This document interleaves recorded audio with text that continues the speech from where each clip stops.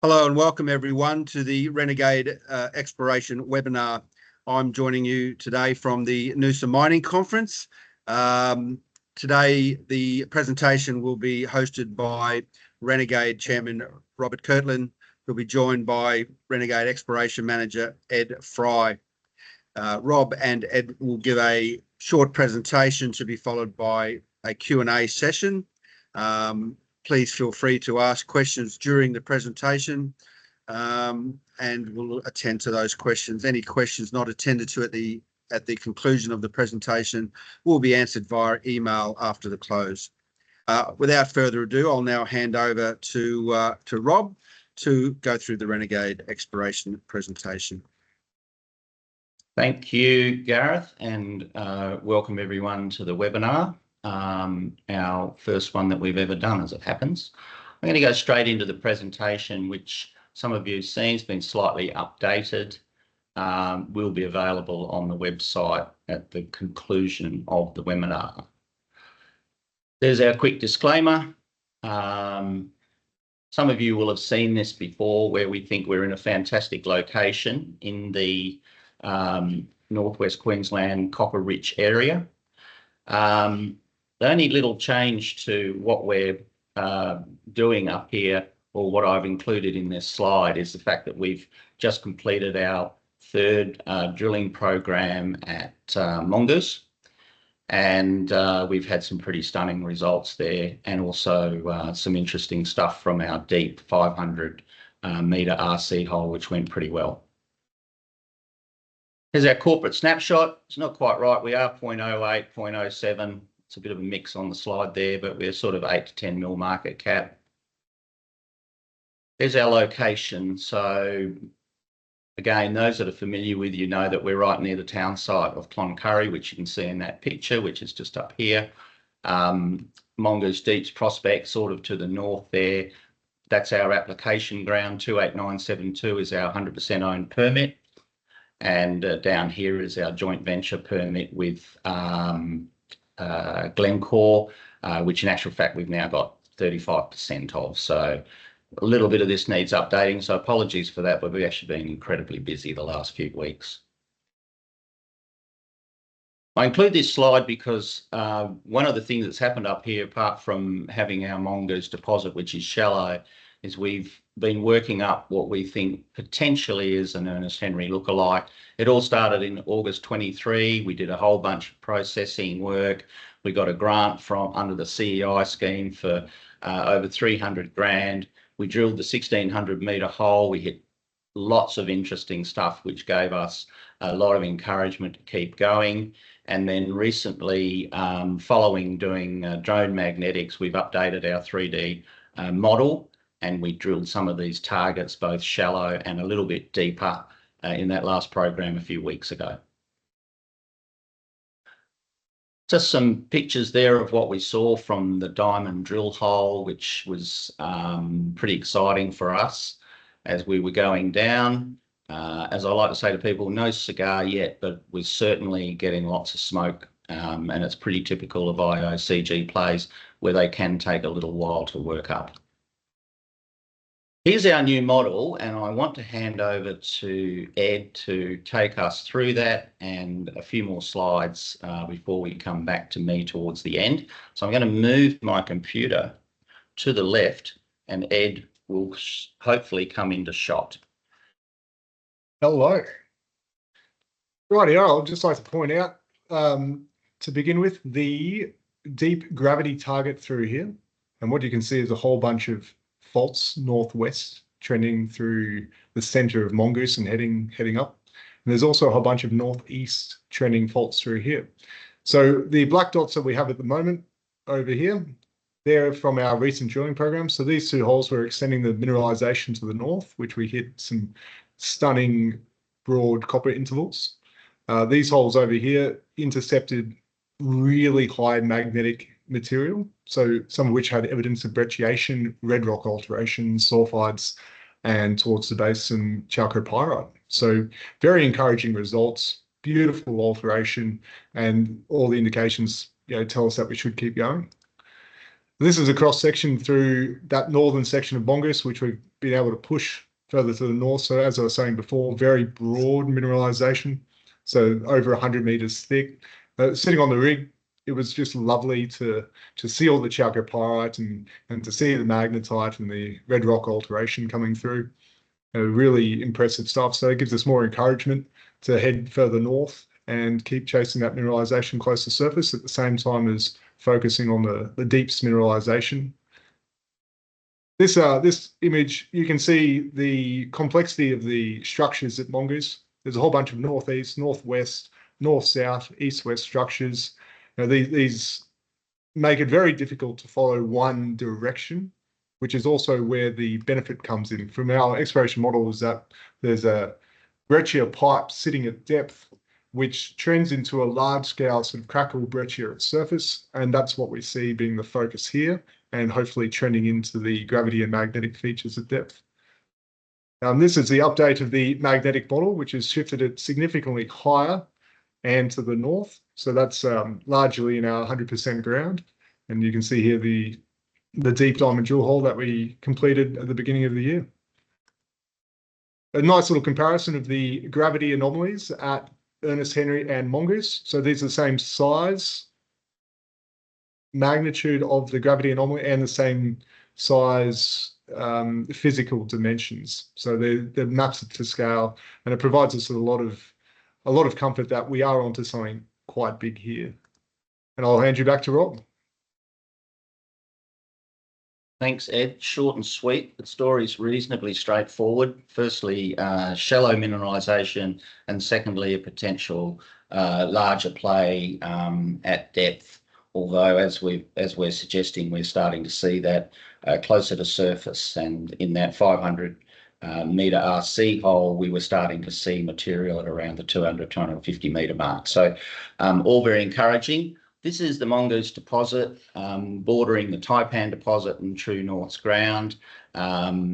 Down here, I've always had this line in that True North copper discussions in progress, in inverted commas. And as most will know, and I think we've suffered a little bit on the back of it, True North went into voluntary administration. However, recently in the newspapers, certainly those of you around the markets will see that they are currently recapitalising the company, effectively removing, I believe, or paying out in some form the existing lender who wasn't working with those guys.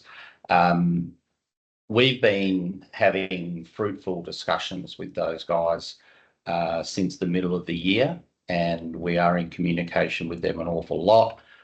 We exchange data. The team there is actually working with us, which we're finding really useful, really helpful, and we're sort of willing them on and rooting for them to get their issue away, get up and running, because they are fundamentally pretty much producing copper now from the heap leach pad. So they're in a reasonably good position, I think, as we move forward. We leave this one in too because it just gives you an idea of all the other shots with all the other, the holes that we've drilled in the prior programs, and the fact that what we've just drilled up here to the north is a stunning hit, and potentially a new zone opening up for us there. We also have this one in, just to the brown stuff is fundamentally copper, so you can see how coppery it is. Here's our plans going forward. We've got assays coming out. So what we do when we drill these holes, certainly RC, not diamond. We don't use the XRF, or we certainly don't report XRF on the diamond drill hole. However, we do a reasonably sophisticated assaying process on our RC drilling. So we're very confident in that, and we've been doing that for some time, testing it, checking it. We do have assays due on the holes that we've put in. Of course, we can't report gold, because we don't necessarily see that with the gun. The copper's reported, and we should have them within the next few weeks with a little bit of luck. There's about 30 grand due out on that. So as far as funding goes, we've got our CI grant money in. We had cash at June 24. Actually, that's 30 September. My apologies again. It's all a bit rushed. And we have a drawdown facility which can be expanded if we need it to be from a funding point of view. I still leave this slide in. We haven't gone back to this particular project because we've had no joy dealing with the guys at MIM/Glencore on excising it, but it's still a pretty interesting piece of ground with the graphite play there, and of course our neighbours are Lithium Energy, who are currently working up a deal to get their project up and running both here and to the north. North Isa still lives. We'd still love to do a bit more work there, and maybe we'll get on the ground there, I think, in the next field season. So basically towards the end of the quarter, beginning of the third quarter next year. So possibly anywhere between January and March, subject to weather. There's a little Gantt chart on what we're up to here. So we've done the drilling, we're in the data review, and also looking at future drill planning, and we'd be looking to go back into Mongoose in again Q3 in that period. We aren't affected much by rain there. Mongoose is interesting because although there were the floods last year, we were drilling through that period and only lost a couple of days. So we're up above the water line for sure. There's the board. I think you're pretty familiar with most of the guys here now. We've got a good team, and again, the last of the information, the cautionary statement around the PXRF, and I think that's about it. So we are open for questions.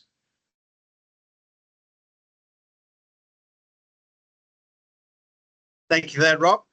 Thought I'd find a quiet spot in Noosa, but it's since been inundated by biplanes, trucks and lawnmowers, so I hope you can hear me. So forgive me for the noise. I've got a few questions here from participants. The first question I have here is perhaps one for Ed. What is the pathway to discovery? Oh, that's an excellent question there, Gareth. If I can just go back to this image here and talk more about what I'm thinking for the pathway to discovery. So what we see at Mongoose is a whole bunch of copper at surface. We see the magnetic anomaly to the north. We see the gravity anomaly at depth. And as I mentioned before, the northwest trending faults, northeast trending faults. Going down at depth, the model is that it goes into a breccia pipe. So the pathway for discovery is essentially just testing this zone at depth and more drilling, which we're very confident, because the deep RC hole that we put in from the west, drilling back to the east, that encountered broad zones of highly red rock altered material with remnant magnetite and sulfides. So some really interesting sulfide, calcite, large biotite veins. And so we're very excited to be able to test this further. Thank you. Sorry, we're laughing because the way we're doing this is we've got a little apartment up here. You know, we do everything on the cheap at Renegade, apart from the drilling and the data work. And Gareth is parked up outside on the balcony, and they've got the lawnmower guys right below him, and he was just yelling out, "Can you give me 10 minutes, mate?" So, Gareth, have you got another question? Can you hear us?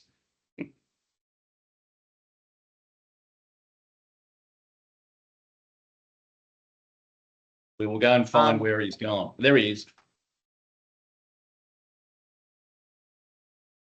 Okay, the next question is, Rob, what are the plans for the Mongoose deposit? Look, I touched on it briefly that the pathway to production for Mongoose really lay, unless we can push this thing further southwest, which it does have potential. Certainly Taipan and Mongoose belong together. Between them, it's a sizable number at a pretty decent grade with a reasonable amount of oxide material at surface. And then we run into a bit of a transition in the sulfide zone. So, and within the sulfides, as you can see from that recent hole and some of the others that we've drilled together with the old MIM drilling, it's pretty interesting stuff. So fundamentally, we're sitting tight We are in communication with the TNC guys. As I said, we're rooting for them because I think they're on the right path. There's been some serious changes made within that company. And I think from a production point of view, that's their principal focus, which is great. And I do know that, well, we've always known that mongoose is actually up dip of taipan. So I don't think I'm letting any cats out of the bag here. But because we're up dip, that's probably where they would like to start mining. That kind of makes sense.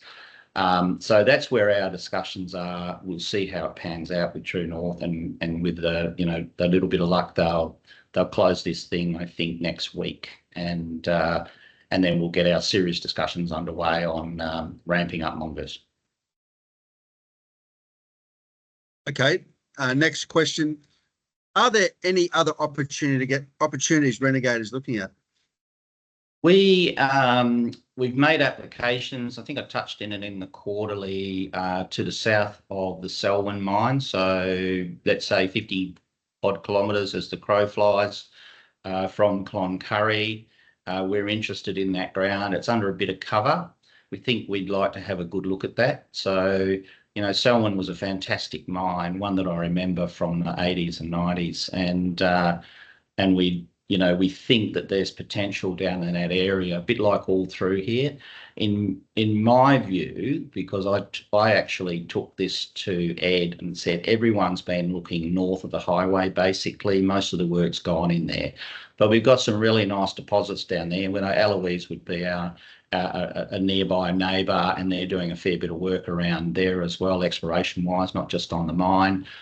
Cannington's down that way, and there are others. So it's an unloved area, and I think it has major potential.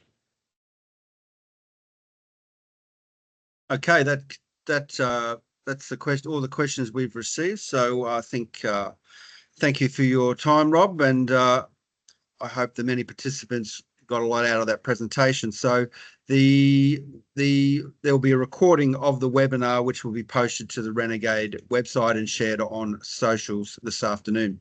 So that brings to a close our webinar. Thank you all, and thanks everyone for the participation.